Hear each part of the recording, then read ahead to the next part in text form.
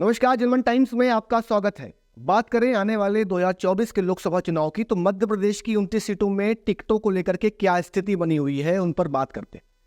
मध्य प्रदेश में लोकसभा की सभी 29 सीटों जीतने के लिए भाजपा 1 दर्जन से अधिक सांसदों के टिकट काट सकती है। विधानसभा के चुनाव परिणामों और पार्टी के सर्वे के अनुसार प्रदेश की तकरीबन 1 दर्जन लोकसभा सीटों पर पार्टी की स्थिति कमजोर बताई जा रही है। इन सीटों पर भाजपा को विधानसभा चुनाव में भी बढ़त नहीं मिल पाई। ऐसे में क्लीन स्वीप करने के लिए भाजपा सांसदों का टिकट काट सकती है। बता दें, 2019 में भाजपा ने 28 सीटों पर जीत दर्ज की थी, लेकिन इस बार पार्टी के संगठन ने और सभी कार्यकर्ताओं ने सभी 29 सीटें जीतने का लक्ष्य रखा है।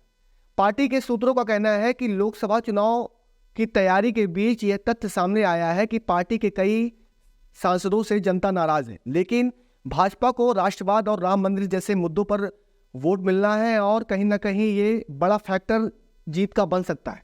इसलिए भाजपा बिना हिचक के टिकटों पर कैंची चला सकती है। भाजपा के प्रदेश अध्यक्ष वी.डी. शर्मा का कहना है कि नई दिल्ली में केंद्रीय नेतृत्व ही लोकसभा के टिकट तय करेगा। हर राज्य अपनी रिपोर्ट प्रस्तुत करते हैं और मध्य प्रदेश भी अपनी रिपोर्ट प्रस्तुत करने वाला है। कौन कहां से लड़ेगा, यह केंद्रीय नेतृत्व पर निर्भर है।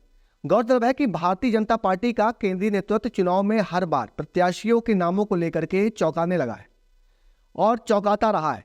इस बार राज्यसभा के 4 में से 3 चौंकाने वाले प्रत्याशियों के नाम पर मुहर लगाई गई है। अब लोकसभा की 29 सीटों पर भी पार्टी नए चेहरे को उतार कर चौंका सकती है।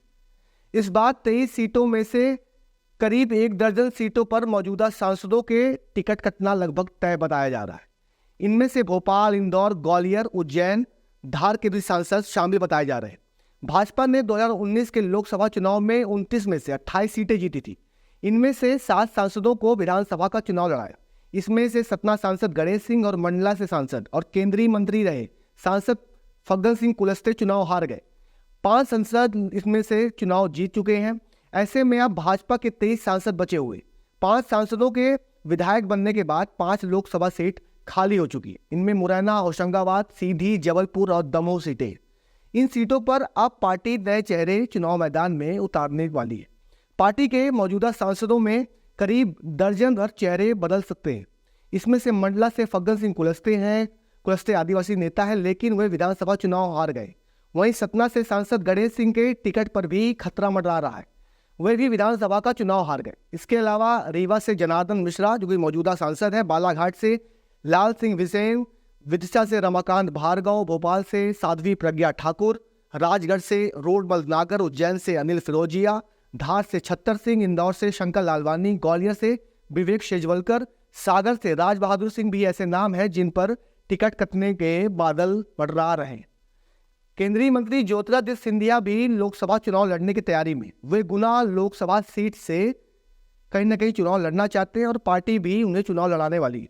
यदि सिंधिया गुना से चुनाव लड़ते हैं तो मौजूदा सांसद के.पी. यादव का टिकट कटना तय है। ये वही के.पी. यादव है जो ग्वालियर से कभी ज्योतिरादित्य सिंधिया के करीबी होते थे और उनके खिलाफ चुनाव जीत चुके। हालांकि सिंधिया ग्वालियर से भी चुनाव लड़ सकते हैं। Party KP. यादव का टिकट काट करके यादव वोटरों को नाराज नहीं करना चाहेगी, इसलिए इनमें संशय बना हुआ है।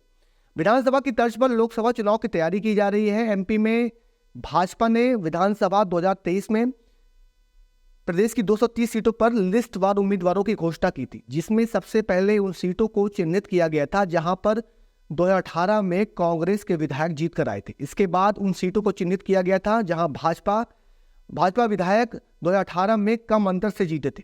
इसके बाद उन सीटों पर भी मंथन किया गया था जहां पर 18 के चुनाव में विधायकों का 2023 के चुनाव लड़ने पर विरोध हो रहा था। इसके साथ ही केंद्रीय मंत्री और सांसदों को भी चुनाव मैदान में उतारकर एमपी में नया प्रयोग किया पर और इसी प्लान के तहत भाजपा ने विधानसभा चुनाव 2023 में प्रचंड जीत हासिल की।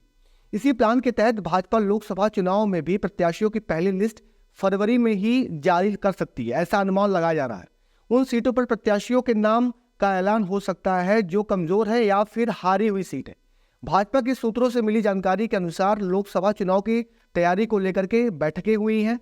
उनमें सबसे ज्यादा चर्चा उन विधानसभा सीटों की हुई है जहां पर भाजपा का कमजोर प्रदर्शन रहा है और ये सभी विधानसभा सीटें एमपी के 10 लोकसभा सीटों को प्रभावित करती आ रही। बता दें कि पार्टी की 3 केंद्रीय मंत्रियों समेत 7 सांसदों को विधानसभा चुनाव में टिकट दिया गया था। इनमें से 5 सीटों पर जीत मिली थी, जबकि सतना से सांसद गणेश सिंह और मंडला से सांसद फग्गन सिंह कुलस्ते चुनाव हार गए। बता दें कि एमपी में जो 10 लोकसभा क्षेत्र के अंदर आने वाली विधानसभा सीटें ऐसी हैं जहां कांग्रेस भाजपा से आगे रही है। इन 10 लोकसभा सीटों में से पार्टी ने बैठक के दौरान 5 सीटों को डेंजर जोन में रखा है। इसके अलावा 5 सीटें ऐसी हैं जहां के मौजूदा सांसदों के लिए खतरे की घंटी मारी जा रही है। अब देखना होगा कि बीजेपी आने वाले लोकसभा चुनाव में मौजूदा सांसद हो या फिर वो सांसद जो विधानसभा की टिकट पाकर के चुनाव हार गए, उनमें से किन सांसदों को एक बार फिर से मौका देती है, युवाओं को कितनी तरजीह देती है, चाहे महिला हो, महिलाओं को कितना इसमें टिकट की भागीदारी होती है, ये तो आने वाले वक्त में पता चल जाएगा। फिलहाल इस रिपोर्ट में इतना ही। आगे की खबरों के लिए देखते रहें जनमन टाइम्स, उभरते विंध्य की आवाज़।